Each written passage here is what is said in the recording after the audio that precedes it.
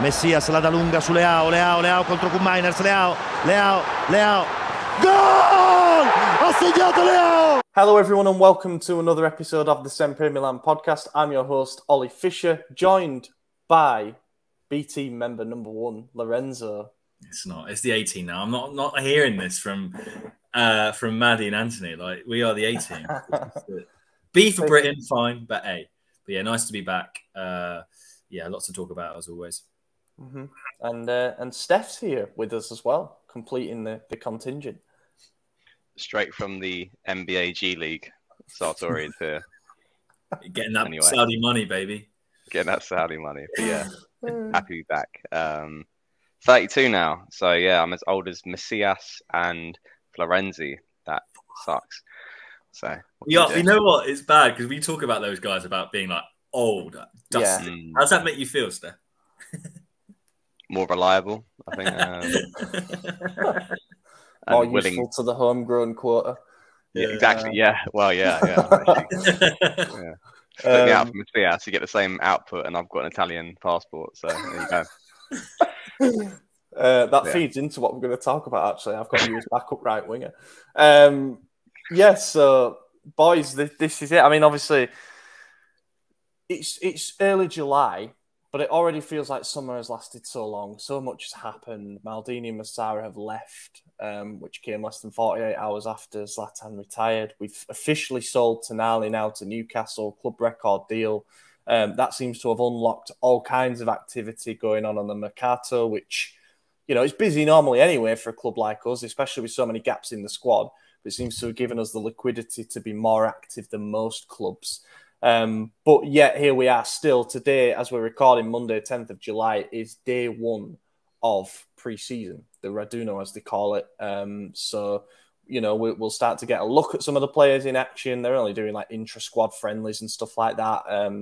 Reading the timeline at the moment, it seems Origi's bagged a brace. Messias and Rebic have also scored. So that's them three all staying. It's fun. It's fun. Obviously, all the players that have partaken in international duty have not reported today. They'll report on July the 19th. And then we fly out to America a couple of days after that.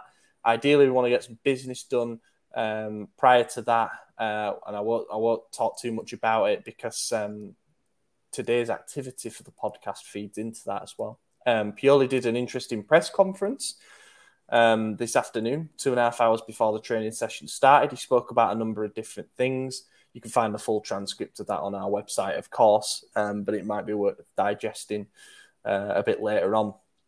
But before we dive into this week's episode, I want to thank everybody who's been supporting what we're doing over on Substack. We recently went from being all free to a paid model. You can find out more info on that. It's on our pinned tweet, what you get for still being free versus being paid. But we've already had quite a lot of paid subscribers sign up. So, you know, just wanted to say a massive thank you to those who have, and a special thank you to those who have become founding members. So we've got Ali Tareen, Tito Mack, Moritz Paulman, who have all become founding members. So thank you so much to those guys. And speaking of Moritz, he actually submitted a question and asked if we could do a top 5 of our favourite Milan players and why. So we will absolutely get to that at some point. But for this week, the activity is squad building, team building exercise, shall we call it. I said to Lorenzo and Steph, thinking totally out of the blue, what can we do to try and sort of bring some of the rumours that are going on together, also try and build our squad and get it sort of fine-tuned ahead of the start of the season in like a month and a half, basically, isn't it? So 2 players per position is how we're going to do this. Lorenzo didn't know that you could still have existing players, so I think he's basically decided that we're selling everyone and we're going to bring in an entire new team. But no, we're going to basically build on the core that we have here. I guess some will be targets that we're linked with already. Some will be deals that we think that we can pull off. And yeah, we'll go through position by position and see how we have our teams looking. We start with the goalkeeper department. I have got as my 2 players, Maignan as the number 1 and Sportiello as the backup. Pretty boring, but it's got to be that, hasn't it? Yeah, you can't add anything. Unless you've got some random Davis Vasquez Mark II, but it's like, Miranda. oh my god, Steph, you've got to put Davis Vasquez as starting goalkeeper next season. Come on, mate. Yeah. You have Miranda in as the elder statesman. Abiat is coming back. One last. Last time. No. Get him in. No. It's got I mean, looks like we got an adequate backup for Mignon, and that will do. That's Absolutely. Free transfer, good signing. I think I'm happy with that. Yeah, no more to add on that. Let's move on. Right back. So I have got Calabria in there still. I don't foresee any situation where he leaves the club this summer. He's the captain. He's the player who's been around the longest out of the entire squad as a youth academy graduate. And I frankly think he can still do a job. I don't know how much of his struggles last season were down to coming back a bit early from injury and whatnot, but in the big games, particularly against Kvaratskhelia, he stepped up. But the player that I've got to join him in the right-back department is Wilfried Singo. I was quite excited by the links when these came out. I've been an admirer of Singo for some time. He had a better season 2 seasons ago than he did last season because Djuric is a bit more of a demanding tactician. He wasn't quite given the same positional freedom. The reason I've put Singo in there as well is that I think we can get a swap deal done that basically neutralises any cash outlay. So you can send Pobega one way, you can send Macias as part of the deal maybe. And also he is a homegrown player, so useful for the UEFA squad list. I also honestly think at 22 he could challenge Calabria for that starting spot. So I've put him in. Fire away, boys. I'll go quickly if that's all right, Steph. I haven't got any major changes. I think Singo is a really good option if we can get him for those exact explained reasons, through players that we already have that want to go the other way. But I'm not actually adding any on this. I think it's the least important. I think a left back is more important, a competent left back, personally, because I know Florenzi can't be relied upon, but we've got Calabria / Kalulu and Florenzi. But most importantly, the reason I say this is because I think the jury is out on whether Pioli is going to stick with the 4-2-3-1. And that means, do we do 3 at the back? Are we going to have wing backs? There's a fair few question marks that I don't think we're going to know until probably a month from now, personally. So I think fullbacks, we need another fullback in, but I don't really care if they're specifically right back or left back, as long as they're another body that's better than Ballo-Touré, for example, for me. So. Correct answer, Lorenzo. Correct answer. Anyone is better than Ballo-Touré, and that is why I'm sticking with Calabria and Kalulu. And I think to back into, I agree with everything you said there. Kalulu, though, I think we saw issues with him at centre back last year, and I'm still not committed. We keep disputing whether he's a better right back or centre back. I think the jury's still out for that. Everyone wants him to take the starting spot at right back, so then why would I consider him a centre back? It's great that he's a hybrid because we saw it in the past with players like Daniele Bonera, but ultimately I think his calling might come at right back just because I feel like he's slightly undersized and he still needs to pick up a bit on the IQ regarding centre back. And we have 2 beasts at centre back, which we'll come on to anyway, who are guaranteed starters. So for me, Calabria, Kalulu, and back up to them is going to be Florenzi until his contract expires. Yeah, I would like to add at this point, Florenzi, try get rid of him in some way. As awful as it sounds, like he ain't leaving, mate. He had 2 knee operations in his first season. He had a lengthy injury layoff last season, then came back and got another muscle problem. So he only made 4 appearances. I'm just not sure what more he can give to the cause. But as you say, I think for squad list reasons and stuff like that, he's probably hanging about. But yeah, it's just a shame. He's impressed, but. As a fellow 32-year-old Italian, yes, with knee problems, how do you feel? You've been discriminated against right now. I feel like Florenzi is a place, especially when he's the first one that arrives to training on today. I think we all saw on. I was quite impressed on Twitter. He sets the tone. But I think what's happened there, he arrived 6.5 hours early, so I think he's just got the wrong time. Because it's genuinely, dementia. it might be. early on set. Yeah, He's starting to sound like me, a lot more like me, to be honest. I think he needs that extra time in the gym, to be honest. But Um, no, look, I yeah. understand both sides with Florenzi, but he's got a high salary as well. Yeah, you've got to be which I think- ruthless in these situations. And if we really are going youth project now, we've sacked Maldini and stuff, then maybe he's someone you can look at. Right centre back.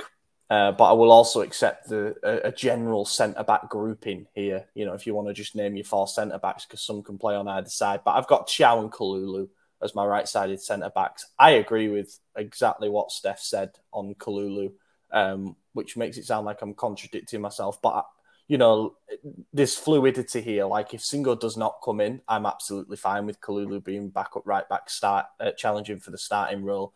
But also at right centre-back, he's an able deputy.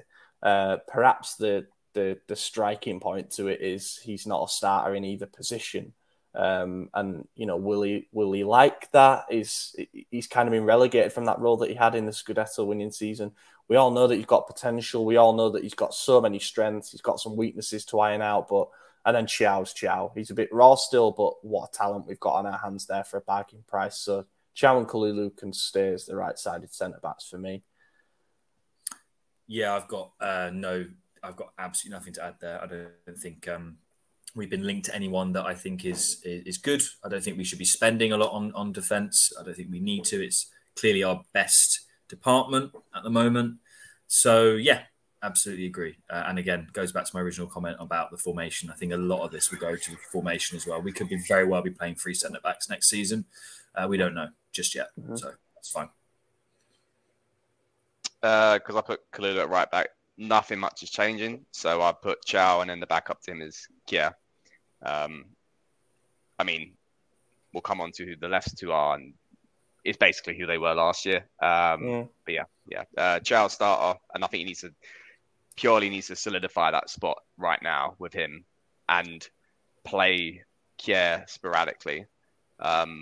Thiaw needs a whole season of starting next to Tomori, because I think he is legit, like, going to be our best centre-back right now. He has everything that he needs to be that, physicality-wise, composure, in the air. Yeah, he just looks like an animal. And you've seen for Germany, he's just like even more impressive, and he's going to get towers around the world as well. So, yeah, what a player. But yeah, so yeah, Thiaw and yeah. Yeah, for the exact reasons that you just said there, I've gone Tomori, left-sided centre-back. Thiaw and Tomori need to be our starting pairing next season. They look perfectly complementary to me and could be an exciting duo moving forward, really. I think Tomori's got the pace off the line and the aggression, and he's probably more of a ground defender in the tackling interception sense. And then Thiaw is definitely someone that you need in there for his aerial ability and for his size and for his physicality. So I think those two could be a really good pairing. And then the other, I've got Kier/Gabia. It's a bit of a cop-out, really, but the Kier thing's still a question mark for me because I really don't know what he's going to be like. He seemed to come back fairly well from his injury last season, but how much of that was riding the crest of a wave of a deep European run and he just found some energy from somewhere? Even then, he needed to be rested quite regularly because he's in his mid-30s now and he's had a very serious injury. We can't expect him to contribute to the same levels before. There'd be a natural decline anyway if it weren't for that injury that kept him out for nearly a year. So I've got Gabir in there because I'm thinking, you know, there's every chance he could leave on loan, which personally I don't agree with. That's probably something for another segment. But if it looks like Gabir is going to be more reliable physically, and it looks like, I'm thinking about it in pairings. If Tomori Thiaw is your first two, then perhaps Gabir Kalulu could be a complementary second pairing in terms of them, you know, in terms of their attributes. I don't know. So yeah, a bit of a cop-out answer there, but that's what I've put. Yeah, I think I just want to make a comment very quickly about Gabby. I feel kind of sorry for him because he falls in this really annoying spot where he's not directly crap enough where we have to get him on loan or we have to sell him, but he's also not good enough where he can cement a starting spot, and we need the backup. So on one end, for him to even get a tiny bit better than he is already, which he needs minutes, which he's not really going to get. But I think he'll get enough. There'll be enough minutes there. Kerr will definitely be our least choice centre-back, if that makes sense. I'm really hoping that something's happened to Pioli over the summer and he starts to like youth a little bit more and gives Gabbia the minutes to trust him on Coppa Italia games. Games, I'm about to say games that we should win in the Serie A, but they're the games that we should actually be playing our best team because they're the games that we fuck up all the time. So maybe a game against Napoli, shove Gabbia in. But you get what I'm saying. I think, yeah, that's fine. Again, no changes for me here. Yeah, Tomori and Gabbia. And ultimately, I think the decision lies with players like Gabbia if he really wants to sort of become a starter in another Serie A side, which he can easily do. Then I think, put a transfer request in. We can get, I don't know, 10 to 12 million euros for the kid. And then reinvest that and sign another sort of young talent from Europe. And I think someone who'd want that fourth spot, I think. But for now, I don't think there's any news about that. So keep him because he's a homegrown player. He knows the side. Pioli knows him. He can play on the left centre-back position as well as a backup to Tomori. But I still think Kier's got one more season in him at like a good level. But yeah, I think Tomori, I think just on that point as well, with no World Cup in his mindset, and he needs to show an evolution as a player to not have to worry about being called up by England or if there's like peering eyes from Southgate or, English pundits or old teammates from Chelsea, whoever it might be. Like, he needs to get past that and be able to show composure consistently. Otherwise, he's never going to get that call up. And he needs to stop looking at like the tournament's aspiration for like as an international player and look and just really work on the fundamentals of being a consistent defender, because that ultimately will get him called up. But hopefully with a good season with Chow, which I think he needs anyway. I think all of us want a glued on centre-back pairing, because the last time he was very inconsistent was when he was with Kalulu. So he needs that consistent partner to be with, and I think that's Chow, and then hopefully we see a better performance out of Tomori. But left backs. Yeah, left backs. Teo nailed on, obviously, number one spot. I don't think anybody's moving him there. The difficulty then comes with his deputy. Look, we know Ballo-Touré is not trusted fully by Pioli. We've seen that the times that he shifted right backs across to left back instead of having to start him. Ballo-Touré has had very few moments that have been positive. There have been some, but they're not enough. He's looked every bit the €4 million player we signed from Monaco. Very unspectacular. It is time to upgrade in that position. The name I've got down, and I think Ballo-Touré sale needs to kind of fund this, to be honest. The name I've got down is Fabiano Parisi, because apparently Fiorentina are going for him for 10 million euros. If that's the price, then pay it. We have the money to pay it. The question mark is whether he comes and accepts a backup role, and I think the answer to that is probably no. So I've got the question mark next to him because I think he says no. His idol is Teo, though, so maybe he fancies being an understudy to him for a little bit. We don't know what's going to happen with Teo beyond next summer. Like, he might move on. You never know. So the more realistic option I've put down is Pasquale Masocchi, who plays for... he was at Salernitana last season. We were actually linked with him. Would be a low-cost solution, but he looked pretty good. And he can play right back as well in an emergency situation. But yeah, I quite liked the idea of bringing him in. Like Inter have done with their wing-back and centre-back positions, where they've got blokes like in their prime years who just slot in and provide solid performances. I think he at 27 and with experience in the top flight now, could be a good backup left back if we're left scraping with a few million at the end of the window, So yeah, I put him down. Nice. Obviously Teo's 100% certain to be our starting left back, and we're very lucky because he's quite resilient and he's injury resistant, if you want to say that. But he's just quite hardy, so we're quite lucky. But I'm not going to mention Foden. I'll leave that to Steph to to do his thing. But I've actually gone for, I know he's not a left back at all, but my point is I just think we need a full back. I don't really care who it is. I think we've got enough cover. I don't know if we necessarily need an out-and-out left back. I think we should try and get Benjamin Pavard. I don't know why. I don't know what his wage situation is going to be like. I know we were linked with him at the start of the summer, but I really like that signing. He's now been linked with Liverpool, I think. But Pavard would be fantastic, I think. He really would give us so much depth. He's also a set-piece specialist. I don't know if you guys know that. We haven't got anyone good at set pieces. We just got no one good at set pieces. I know it may be tactically not the best as a left back because he's obviously a right back, but he can play centre back as well. And I think he can slot in quite nicely somewhere in the defence. So that'd be my suggestion. Like it. Here we go. I was very delighted to see that Mr. Ballatore might be going on loan to Bologna. He's a mister. Yeah. Sir Fode of Ballatore. Yeah. Fode of House Ballatore. Yeah, look, he's trash, man. He needs to get out of there. Like, Theo's a star. And I think this is a hard one because I think it's probably the most glued on position to the side next to Rafa. And Theo just like naturally as a left back will never kind of get rested minutes.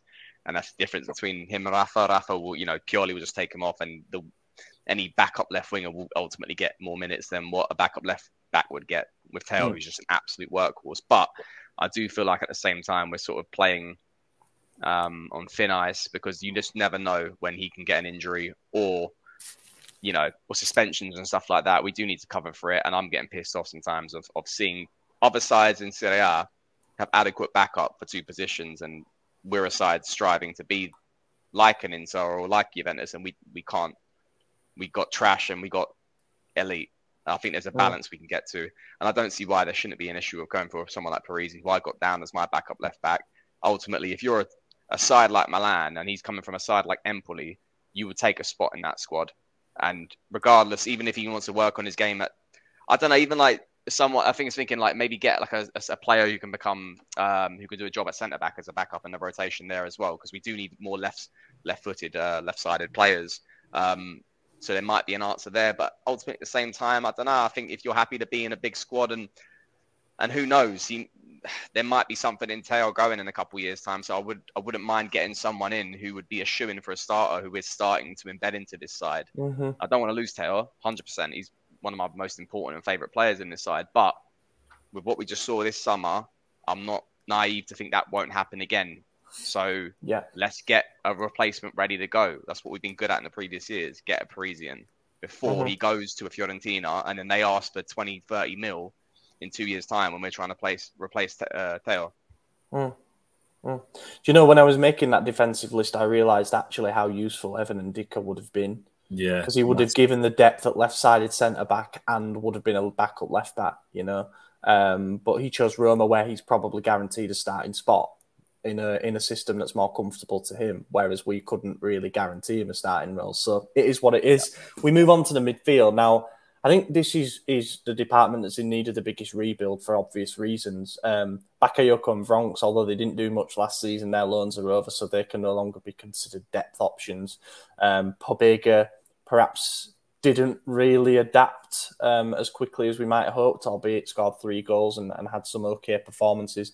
Benacer is out injured until potentially the new year. We might not see him in a Milan shirt until February after AFCON.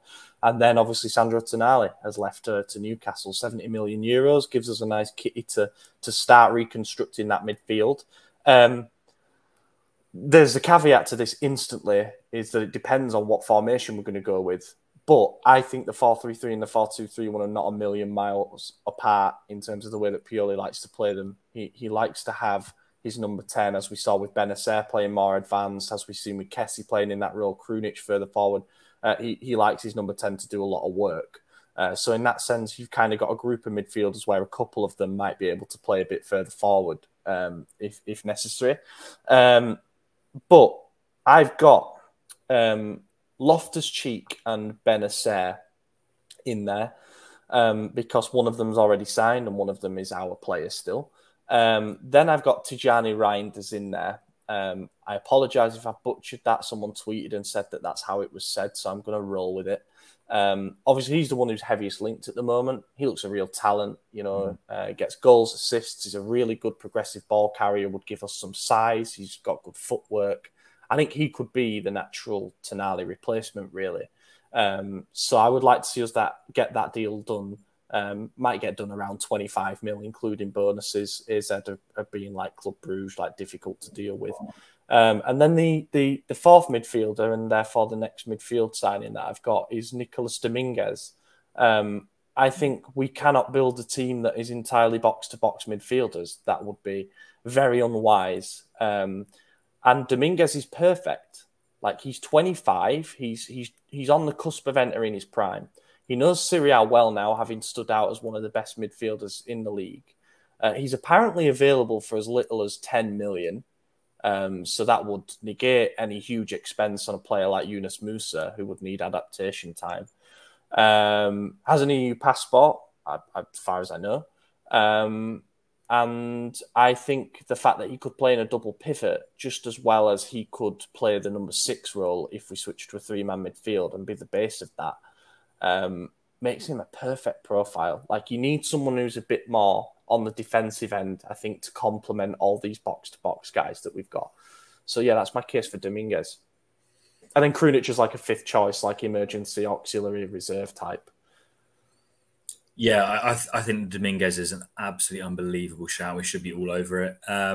Again, I think this is go back to what you were saying, Steph. We should be acting like a big club, especially in our league. Like, why are we not able to hoover up not even the best players of these other teams, but like their starters? We should be able to hoover up their starters. Like, we absolutely should. So, yeah, I like that. What I've gone with is midfield, of course. We've got Loftus-Cheek.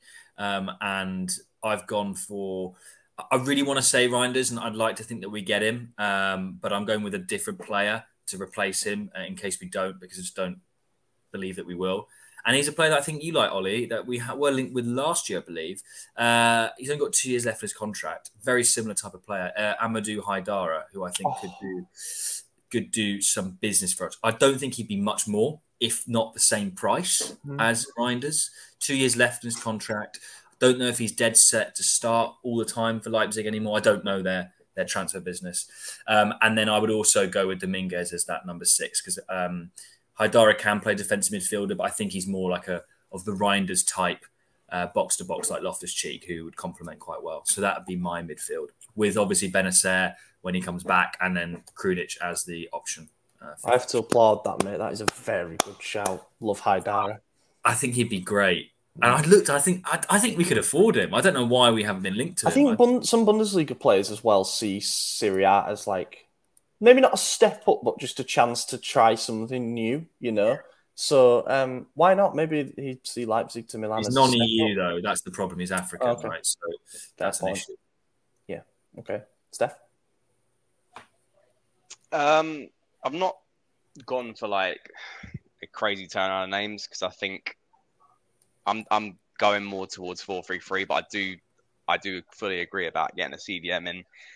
I just feel like we're not going to do that, and we're going to just wing it with Krunic at defensive midfield, which isn't the answer. It should do, but like I think that's what's going to happen. So I just feel like it's going to be Loftus-Cheek, Benacer, Krunic, and then where his name is, Reinders, coming in.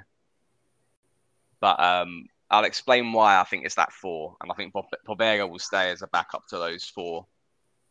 But I'll explain why. There's a method to my madness here. I don't think that's good enough, personally, and I do feel like in an ideal world, you'd shift Pobega and maybe get someone else, and then Krunic would be the 5th. And then that 4th person would be a Dominguez or someone quite a shrewd signing, but I just don't think that's going to happen.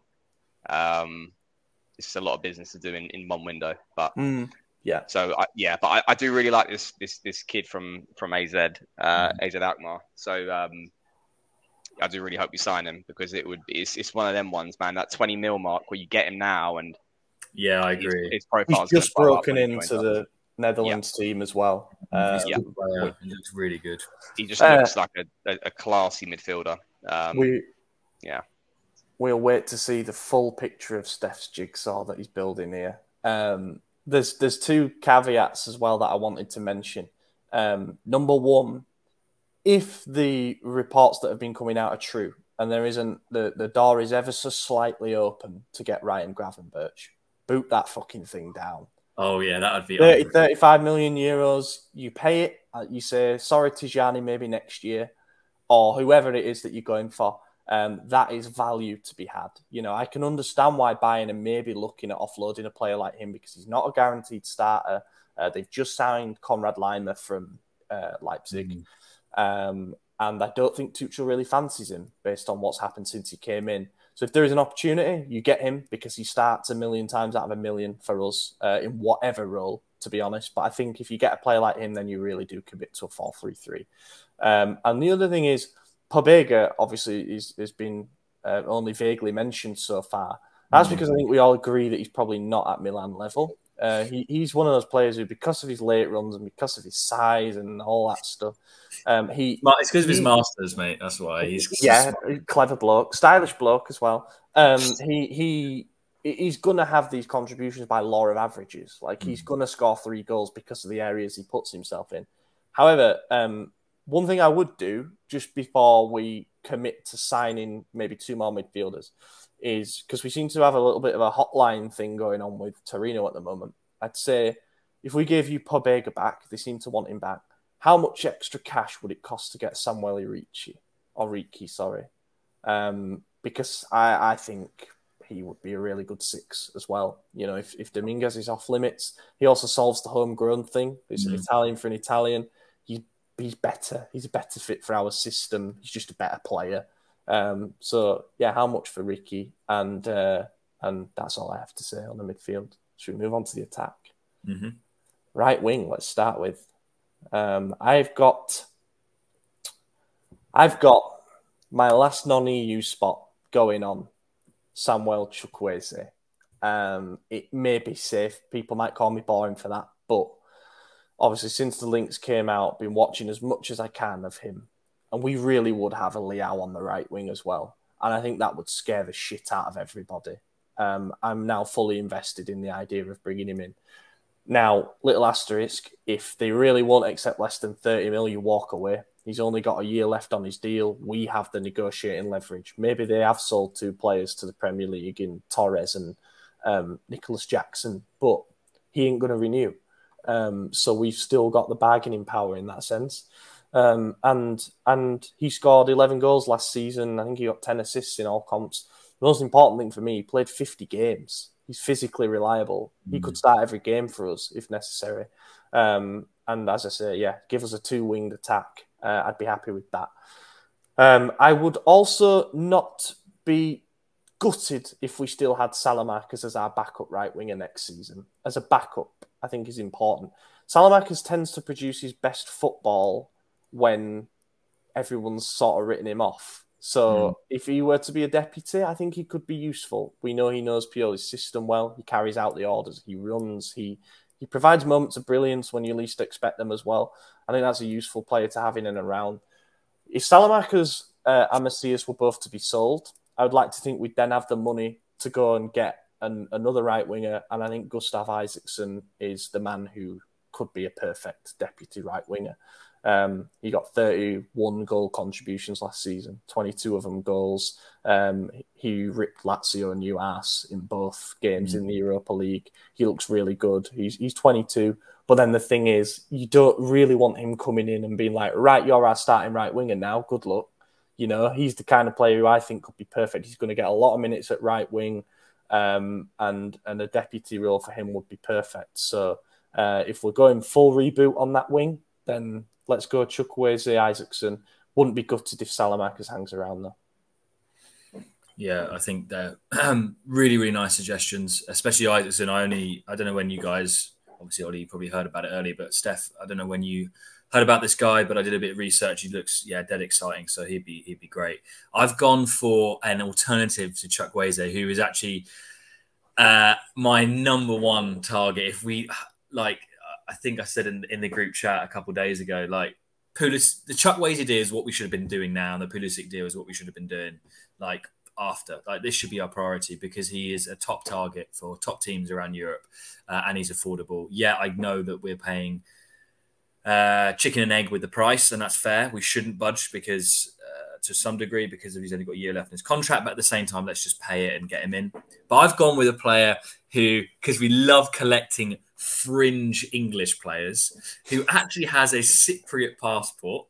I've gone for Marcus Edwards. Whoa, that is a brilliant shout. Yeah, I thought, do you know what? I've seen sparks of him. He again could put fear into Serie A teams in particular. He runs with the ball really well. I don't know his injury record. I don't know loads about him, but I know tactically he'd probably fit quite well. Like I said, he's got that Cypriot passport. We love those England rejects. He could be another option. I reckon he'd be exactly the same kind of price because he's slightly not lower level, but he's slightly less proven than Chukwueze playing in the Portuguese league. But he's got a couple more years on his contract. So I reckon give or take 30 million. So do you think we're on good terms with Sporting?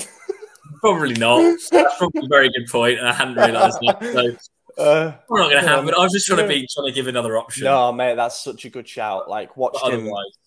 I agree with yours. I think if we get Chukwueze, again, I wanted to say one other thing. I think the right wing is the biggest position that completely depends on what we do at centre forward, and I think the right wing will determine the centre forward. So if we get a sort of cheaper centre forward option, we then should be spending more on the right wing, i.e. getting Chukwueze and Isaacson.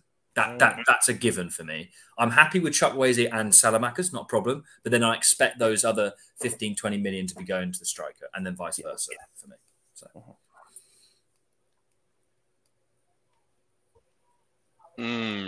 Okay. So I've considered Pulisic as a backup right winger for me. I'm not going to use the non-EU spot on Chukwueze. Ooh. Okay. I'm going to. So there's a lot of players I think in this position. It's a question of what, and I'm trying to still be quite shrewd with the 2024 expiration of contracts. I'm even looking right now. I'm still quite undecided on who that name's going to be, but I'm going to land on Nico Williams from Atletico Bilbao because his contract expires next year. And why the hell not? He's 20 years old. If you look to goals per game, I think he's got similar records to Chukwueze anyway. Same league. Profile's not the same, I'd say, but I still think, you can get a stud there at a decent price. It probably won't be 20 mil. We're probably looking at similar numbers to what Villarreal want from Chukwueze. But yeah, I think him having a young stud there like that, and even Pulisic, man, he's actually only 24. It's like we're not talking about a guy in his prime. He's sort of got a lot to give. And I think ultimately getting a talent in who's still learning, and I think gives Pulisic the right platform to still become like a starter. I know a lot of people are not convinced by his numbers, but you'd be surprised what someone could do in a new league with a new lease of life. He's a steal. The price we got. Yeah. Really good business. And I honestly think we're looking at Pulisic being our starting right winger for the start of next season, unless we completely get someone like a Chukwueze. But yeah, I think for me, I'm just going to go for Nico Williams and Pulisic as backup and probably more of an even rotation than we've probably discussed in the other positions. But those are my two right wingers. Yeah, obviously Pulisic has to factor into this at some point, and he does in my plans. Another name that I wanted to throw out there that we've only really been linked with in the last couple of days, but it seems to be pretty concrete as an alternative profile-wise to Chukwueze is Jonathan Bakayoko at PSV Eindhoven. I've seen him a handful of times. Fucking live wire, man. Like, seriously quick and pretty physical as well. I don't see him being cheaper than Chukwueze, to be honest. Like they've got leverage with the contract, and I just don't see it. So as much as I'd like to think, okay, good player, might be similar price, and we can keep that non-EU spot because he's he's Belgian. I just don't see it, unfortunately. But exciting profile to be linked with, and I think it's another little nudge that we're heading in that direction of being like, let's look at these leagues where you can pick up players perhaps more favourably price wise than going to Premier League teams and to La Liga, what have you. I just would say on Chukwueze, and I think he's my favourite out of the right wingers because I think he would just get you off your seat with excitement. I just always, I've seen it too many times now where we get into the African Cup of Nations period of the year, and it's always like, oh Christ, if only we had, so and so, and we didn't miss the gap of the season. And those are crucial months, And I'm not saying that we shouldn't sign players because they have to go play in AFCON, but as we've discussed many times, if you can logically help that and sign another profile, then do that. And also, the fact that I've gone for a non-EU spot as well. Look, if those two things didn't exist, if there wasn't AFCON mid-season, if there wasn't an issue of I think my pick's completely different. But and I would pick Chukwueze, but this is the reality of the situation, and I want a squad that's going to be there all season. Sadly, very, very solid logic, and I'm now questioning my own logic because I have been the one who's been the most vocal in the chat about not signing too many players who have to go to AFCON for that very reason. But look, Isaacson's going to do a job while he's away. Attacking midfielder. This is the hardest position for me. For the reasons mentioned before about I'm not really sure how our midfield is going to function. And also there are a lot of doubts around the players that are already there that can play that position.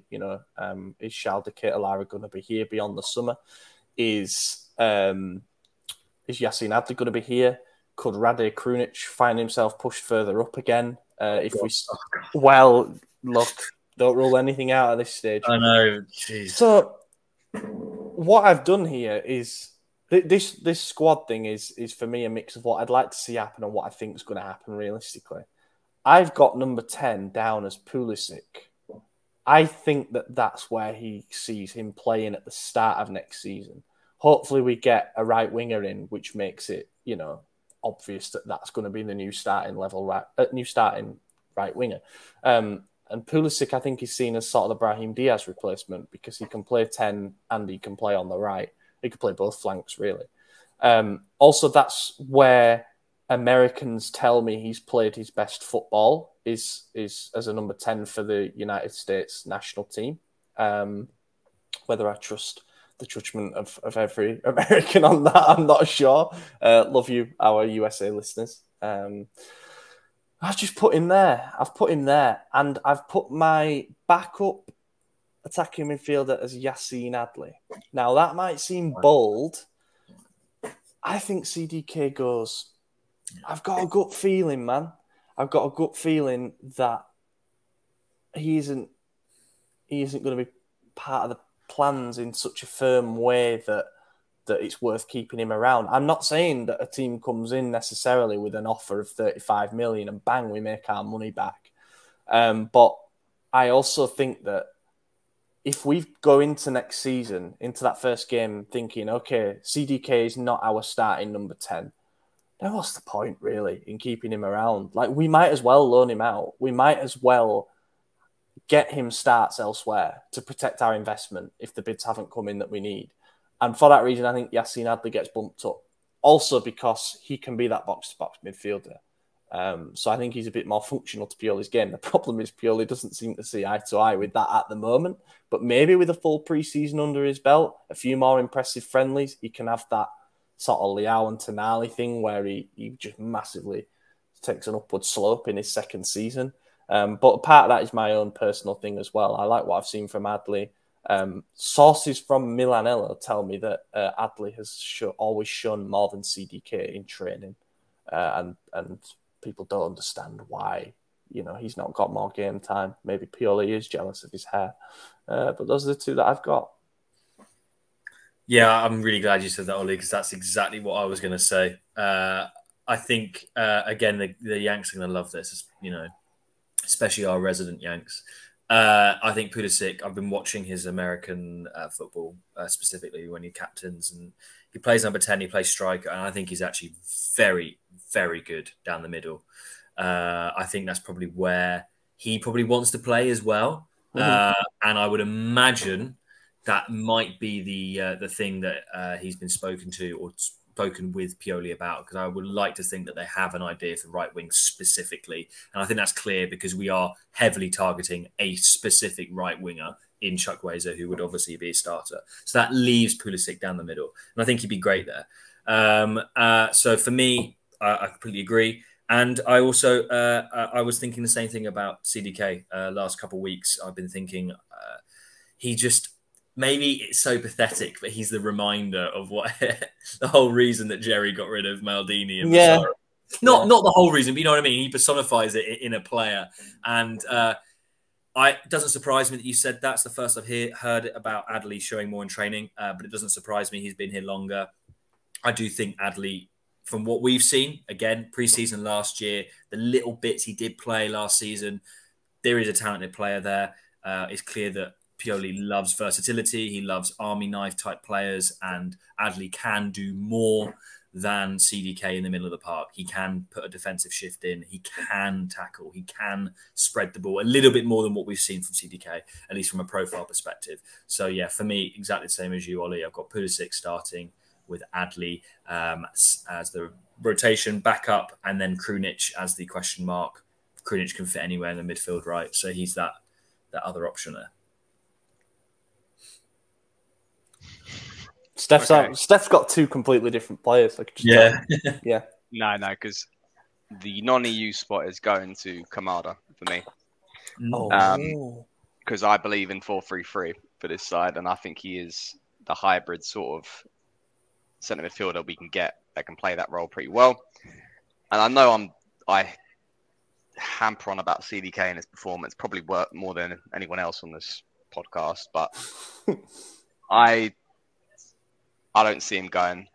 I think logically we're at the crossroads, but you know what? Fuck him, I'll give a benefit of the doubt. But ultimately, he needs to stick or twist, man. He's going to have more competition, hopefully, with this, with better forwards coming in, which might actually allow for a better output. But yeah, give him one more year. But yeah, I do agree what you're saying about Adley, because that probably means Adley's out of the spot. But ultimately, I think the answer is potentially for a backup Cam is between those two, but Pioli needs to clearly define what the hell who is he going to pick out of those two. I don't think he's got, like, we've seen nothing that shows either of those two if he's got any confidence with. If we really want to build a squad out of dependable players, he needs to pick one of those two, because I can't see having a massive overhaul in this position, this formation, this position in this squad, especially with Diaz going. He needs to pick one of those two we can rely on at least as a backup. I just think it's going to be CDK, because I just don't think there's a market for him compared to what we would like to get, unless we can do an exchange deal. But yeah, I mean, for me, I'm going Kamada and then CDK. Two different profiles, both play Cam, but I think we're kind of going more towards 4-3-3, which actually might be a bit where CDK can actually find some. I don't know. I'm still trying to work out where on the pitch is his best position, and he needs to establish that himself. But I don't know. Maybe when we remember that glimmer of hope we saw against Udinese first game of the season, when he took the ball from deep and he drove out with it. Maybe as a box-to-box midfielder, there could be something there. He did play a little bit with Club Brugge there, but he needs to understand where he fits in with the league. And yeah, I'm interested there. But yeah, those are my two, man. And another player that I think should probably be mentioned at this point, now we've done right wing and Cam, is Luca Romero, who's signed on a free transfer from Lazio. My assessment so far, or like just taking a bit of a stab at it while we don't really know what's going on with him, is that he's probably going to be third choice in both right wing and number 10. Also can't exclude a loan deal, given that he's 18 and he clearly has some talent. He actually scored in pre-season today, and it was a lovely goal. The fans loved it. But But yeah, if he hangs around, then it's going to be a third choice in one of those two positions. He said in his first interview his most natural position is a number 10, so that's interesting. Maybe he can forge a role there if he really hits the ground running. But yeah, apart from that, I think he'll be sort of back a little bit from the starting rotations. Left wing. This is a boring beige answer, but I've gone Leao and Pulisic. I just think that Leao is going to start as many games as he physically can, and in the games where he can't, Pulisic is absolutely capable of shifting over. That's actually where he played his best football at Dortmund as well.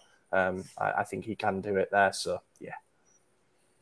Yeah, I also agree with this one. Obviously, it's going to be Leao as a starting winger, and he should be playing as much football as he physically can. And obviously, agreed with Pulisic. I don't think we need as much cover on the left wing because Pulisic can play left wing and cam. We don't know yet where Pioli is going to favour him. Hopefully, it's going to be the number 10 position. But I think there's not much more else to be said. Again, it goes back to the thing that we were saying at the start. It all depends on formation. If it's a nailed on 4-3-3, then definitely Pulisic and Leao, because obviously a sort of attacking midfielder in a 4-3-3 has got to do a lot more defensive work. So Pulisic's not like that. So yeah, for me, Leao, Pulisic, definitely. I don't think there's much more to add there. Okay, yeah, Leao, and I'm saying he's Pulisic on the right. So I'm stuck between two names, but I feel I got a preference. No Okafor as a backup left winger, because I feel like we need someone that can basically do what Rebic did and plays a false nine. But Rebic is the intention of. Nah, he's fucking no, not a chance, man. Not a chance. You can't get rid of these dons. That's the thing that annoys me, because can't get rid of these people. Well, yeah. I mean, I agree, but yeah, we're making his team based off logical departures that should be happening, like Macias and Rebic and potentially Origi. But no, I think Okafor coming in. We need a false nine. The other one is I know Badea will love it. Is that one from Sassuolo? Is it Loriente or his name? Oh yeah, Armand Loriente. And I think it comes back into what I was saying about Theo. It's like I'm just cautious about the day that we might have to sell these players. I'd rather have the replacements ready to go and learning from the squad rather than like chaos that we've seen this summer with Tonali and having to rebuild it from the jump. Let's get some strong players for each position. But look, I lean more towards Okafor because he can play false nine. He's got Champions League experience. But yeah, I would say those are my two, and obviously Leao starting. Okafor's an interesting one. He seems to have been linked for like a year, and nobody really knows how much he's going to go for, where he's going to go. But maybe we haven't heard the last of that. Now we move to potentially the most important position of the entire summer. And I think we can all agree that we need somebody to allow Giroud to manage his workload. For me, this isn't somebody to be a deputy to Giroud, as we might have been looking at before, because he will turn 37 this year. We need a new starter-level centre-forward. And I think that there needs to be an investment, to be honest. I think the chances of getting a player good enough to be Milan's starting number 9 on loan are very slim. So then what are you going to do? Are you going to sign a player for 10, 15 million and hope for the best? Or are you going to go out and sign a player who you think is going to be useful to your cause long term? With some of the other deals that I've mentioned, in terms of, you maybe don't invest as much in that other midfielder so you can trim 10, 15 mil off there. I think you just pay what they want for Gianluca Scamacca. I think you pay it. Like, West Ham are going to be happy to cut their losses, I think. I'm not sure how much they trust him. They paid 36 mil plus 6 mil bonuses. On the books, you're looking at about 30 mil left. We do have 30 mil to spend. Scamacca wants to come back to Italy. He wants to go back to Roma, but he wanted to go back with Fratesi, who is his best mate, and has now gone to Inter. So why not pitch to him? You can live in the same city as your best mate, and you'll play on the other side of the divide, but it'll still be good. You will literally start every game you want for us, with the exception of a few. And it's a chance at 24, 25 to relaunch your career. And as I say, I think West Ham would probably take that money and say, okay, we've dodged a bullet there, like we would with CDK. It didn't work well at all first season. So cut the losses, sell him on, invest it elsewhere. And obviously they've got the Rice money coming in as well, I suppose. So I've gone Scamacca, Giroud. Yeah, so the striker position for me personifies the identity crisis that we have at Milan right now.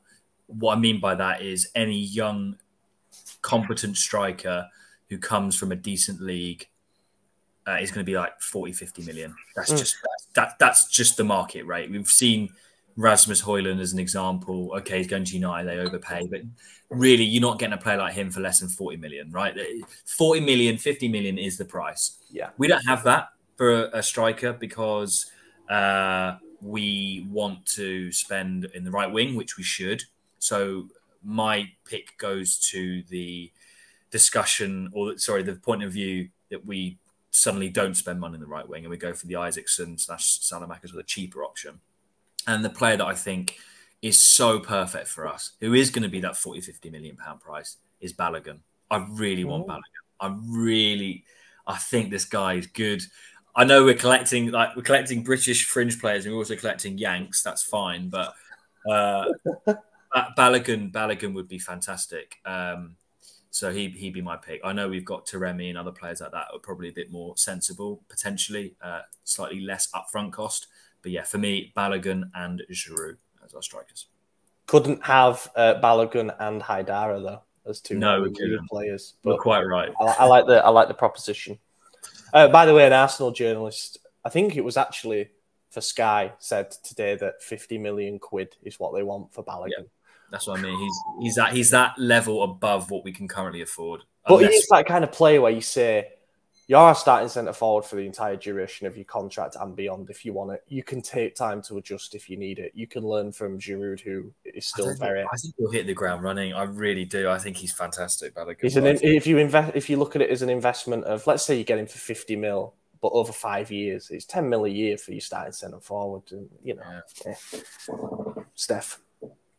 Yeah, I actually put Scamacca as well. Was obviously Giroud up front. I think out of all the options that we can get on a beneficial deal with probably him. I actually thought we can get him on a loan, but I don't know if that's possible anymore. But I think ultimately we just got to look at this and say anyone who comes in is better than what we had as a rotating centre forward last season. We need to basically divvy out the goals and stop being so Giroud dependent. And honestly, and it could be a Morata and it could be a Taremi. And I know that people don't want to see a 30-year-old striker come in, but they will give us more goals than what we already had, which was the issue. And I think, yes, there's a best case scenario where we get a stud of a centre forward come in and give you hopefully 20 goals a season, and he's our striker for the next couple of years. But honestly, I'm happy to take Morata as long as we spend money on like the other positions around him, like right wingers, like Chukwueze and stuff like that. I think it's more of a squad game than just individuals. But we've got Rafa who's, balling out as well. We just need to get some reliable depth there. So yeah, I'll go for Scamacca. I'm not, because we talk about Morata. I don't actually mind if Morata comes in. I do like him as a player. Someone that gets the best out of the wingers. People are massively overreacting to the Morata. He's actually thing. good. As if he's like Origi level numbers. He's been double figures goals for best part of a decade now. Exactly. He's a player. He is. It's the most boring choice possible, but it's so logical. Like he's a player. He's a quarterback in centre forward as well. Like Steph said about bringing the wingers into play. He's tidy with the ball at his feet. He can hold it up and he can play those line splitting passes as well. So he's nowhere near as bad as people. We all want a shiny new toy centre forward. Ideally, that hasn't been tarnished by Juventus colours before. But if you wanting to bring in the difference makers in the other positions, and maybe Pioli really thinks Morata could be the guy that brings it all together, as a selfless centre forward, then okay. Oh, it's okay. It gets a passing grade, doesn't it? It's hard at striker. So it's tough. We either go for the young players, like I said, and that's the new way that we're going about it, the money ball. But they're expensive. Strikers are expensive. Or we do what you guys have just said and what we've discussed is we get the Moratas and the Taremis that are an upgrade, but it goes completely against the the sort of new vision of the club. So it's really tough. And yeah, I just think like there always seems to be like another. This is the next best thing as a centre forward, and there's a bigger market for centre forwards than there are, say, for right wingers these days. You know, Openda's another one. There was a big name, Jonathan David. I know some of these lot are, you can't rely on them. You know, they're only one season wonders, but they're literally coming out every season. So I'm not worried about not getting a Balogun this summer or a Jonathan David this summer or an Openda this summer, because I honestly think another one's going to pop up in a year's time. There's just a talent, but it's just whether you get in there quick enough before they go to a bigger side and they start asking for ridiculous amount of money. And Balogun just doesn't make sense to me personally, because I think the money being asked for it's a bit extreme. I don't think we can touch that with our budget. I also have massive worries about movement-based strikers in Serie A. What we need is a striker that's going to help us break down a low block, and there ain't much space to run into in those situations. But Balogun's got a lethal finish, and his movement is pretty damn good, same as Openda. I mean, that's why I kind of went for the whole Okafor thing, because I think you cover it with that.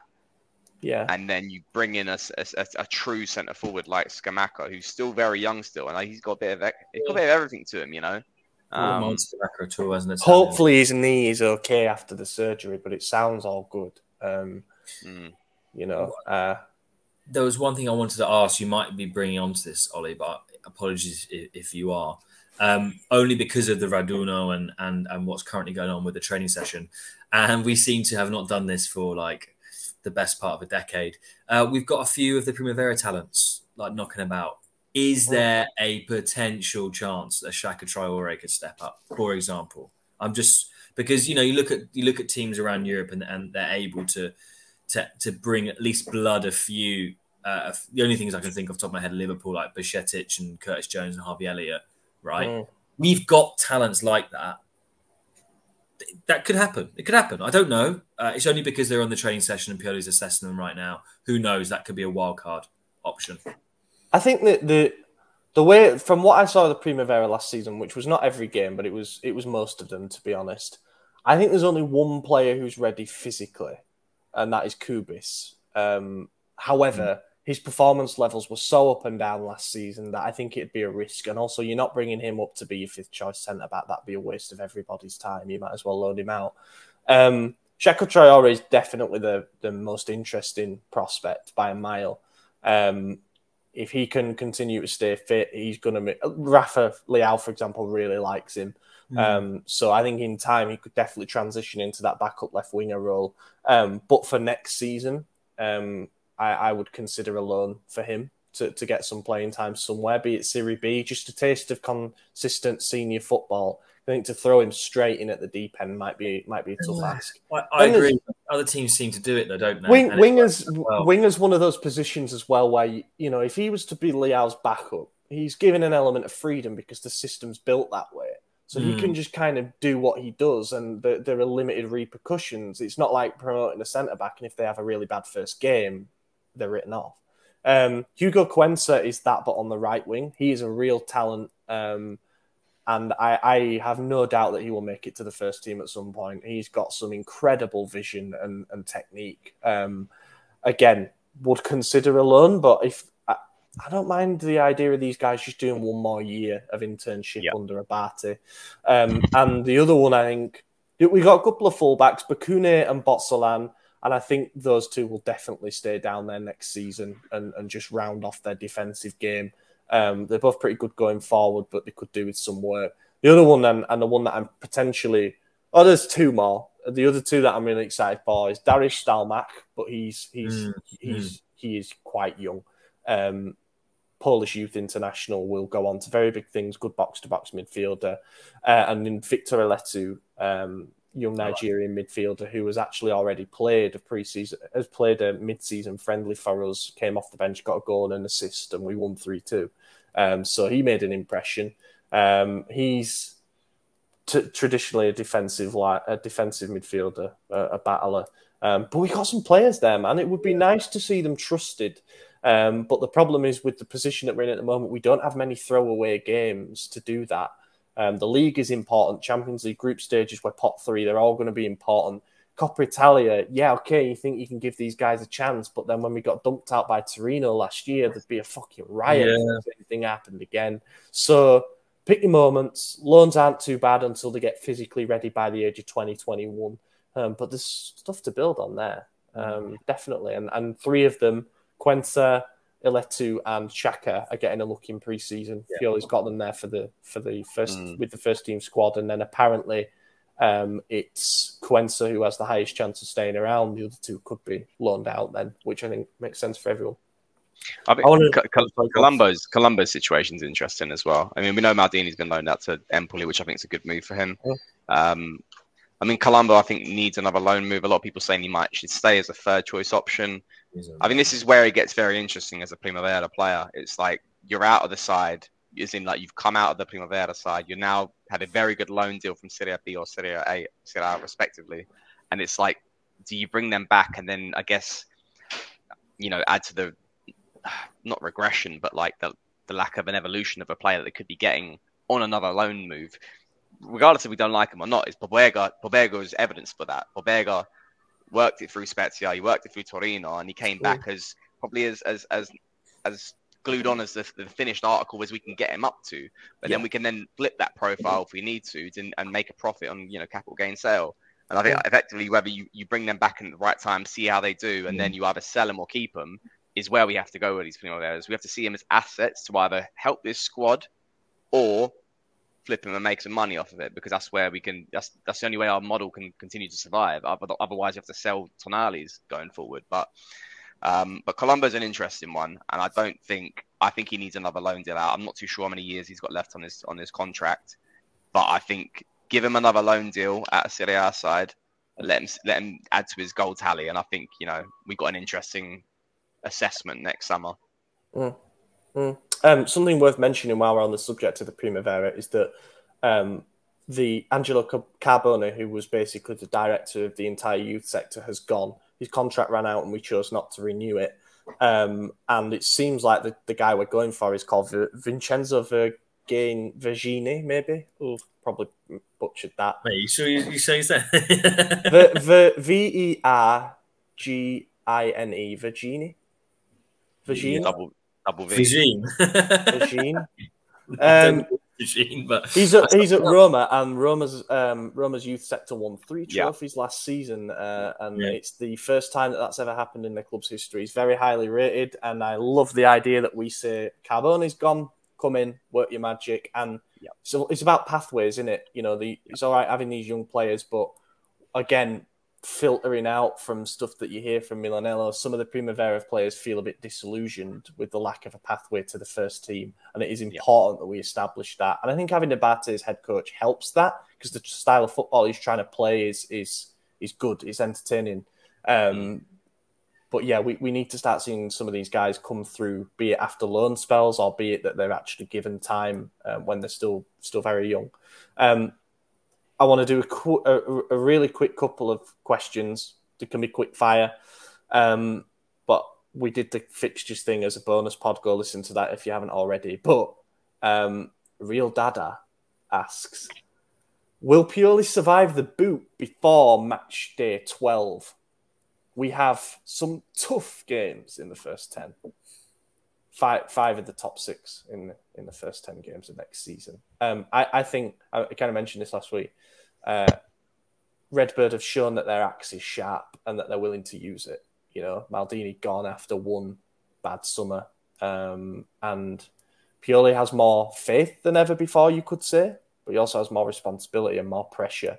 Who's to say we don't have a disastrous start to next season? Yeah, if it is disastrous, then he has to go. I don't think the decision is even worth contemplating. And yeah, if that happens, he's got to go. If it's as bad as what you're getting at, to the point where we've won, I don't know,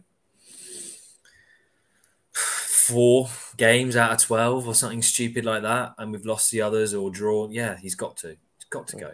Absolutely, that's no brainer for me. I'm gonna sound like a weird record here because I've said we just keep CDK and then shitting on Pioli towards the end of the season as well. Pioli is good in what games? The big Was games. his big games? Yeah. I ain't gonna worry about the start of the season, and that's Yeah. weird because we just lost Sandro. Right, Everyone's like looking at the fixture list, going, "Oh, look at all these fixtures." Da, da, da, da. I don't really care. I don't care. I worry more about playing Lecce. I worry more about playing Frosinone. Like those are the games I care about. They ain't banked 3 points. I actually banked more 3 points playing against Lazio, Roma, or those like trash sides that consider themselves big sides, like Atalanta. I think we beat them. Like I got no problem about playing the big sides. We step up. We just don't do it against the weaker sides. I think he's still in the job. I also think there's a piece on we keep chipping away at the culture and identity. We've lost Maldini, Ibra, Sandro. I said the most important thing after Maldini left is probably keeping Pioli because of players like Rafa and Teo, who have a connection with him. If we cut the axe on that guy's neck, you think people are going to stay around for that? That's also a good point. But this is provided that we're doing really badly though. Like But then hypothetically, I mean, we go down every scenario. Like I don't look at a fixture list and go like he's going to get sacked by match week 12 because it looks hard.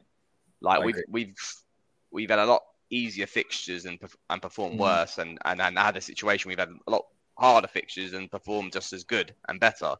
So I'm not worried. I just think this team we need to get the signings though first. That's where it starts. Back in with a squad. And let's see how he does. Yeah. The other question that I wanted to ask is kind of touching on that, actually. It's from PF Dweller, and he says, with Ibra, Maldini and Tonali's exit, how are things going to look in the dressing room in terms of morale, motivation and leadership? Who steps up, basically?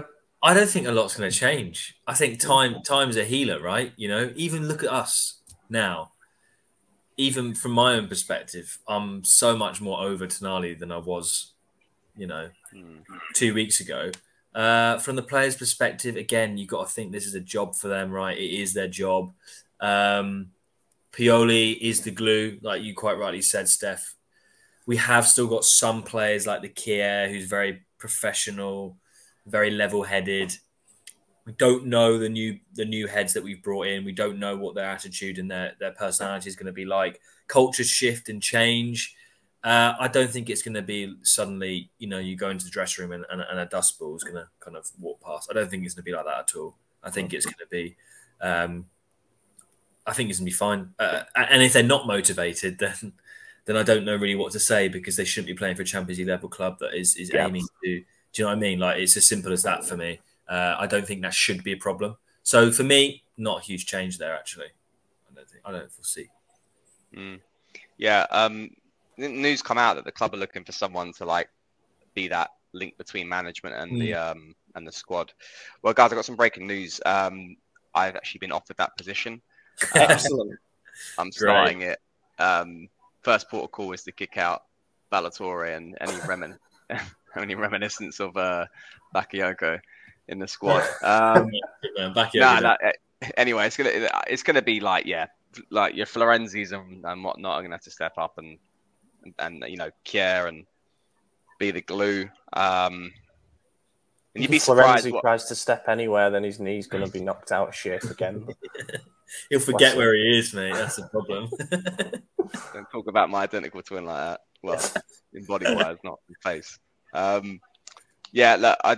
You'd be surprised. Hopefully some good performances pre-season can change the tone. Saying that we'll probably lose every pre-season friendly in America. I don't know. Yeah, I think there is a gap there, and I think the club said, well, we're hearing news that they need to fill that gap of who that person's going to be. Is it a Baresi? I'm not too sure. That will help. But yeah, that will only help sort of. Get Scaroni in there before matches talking about the stadium and stuff. Just take their mind off it by being like, we're exploring options. Interesting point. I think there is a gap there, but it's and we can't chirp away from the need for it because I think these players are, as Lorenzo's bang on by what he's saying, they need to get on with it. They're players, but this club signifies heart and a lot of culture, and I think that does need to be represented in some form. and a big player like Ibra, a big character like Ibra's gone, a big icon like Maldini's gone, and a big fan like Tonali's gone. So let's see. I'm curious to see if a lot of these players play for the shirt. The new players, the new signings, understand what it's like to wear that shirt. There have been rumours actually about Zlatan having that team manager role that Abbiati briefly held, and Pioli got asked about it, and he certainly didn't say no. He said Milanello will always be open for him. He doesn't know what he's going to do in his future yet. Did he do that post though, that cryptic post the other day? He did, yeah. Believers with him in front of the... I don't know, we'll see about that, but I think he'd be bloody perfect for it. Yeah, he'd be ideal. That's the way to channel his charisma, while maybe he figures out what he wants to do as well. Yeah, it gives him time. Team manager role isn't like you committing to being a coach or an agent or a director. Like, he can just hang around and shout at people. Hang around with basically was doing it.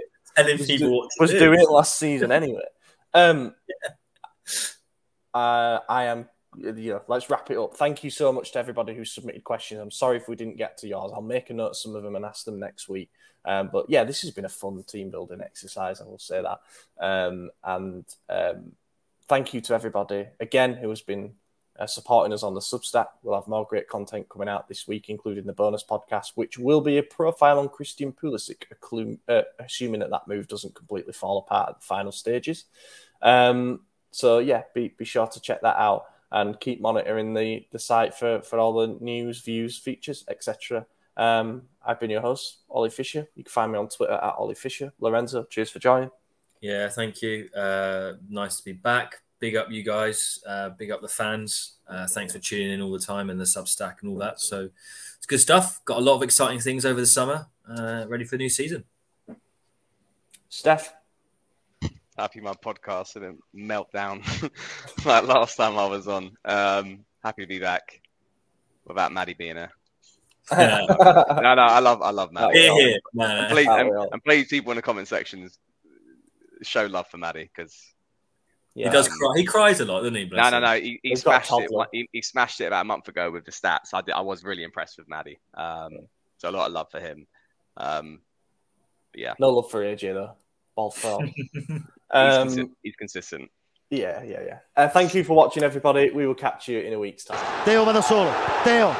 Gol! Ancora Teo! È una meraviglia! Il gol di Teo Hernandez da un'area all'altra! È una meraviglia!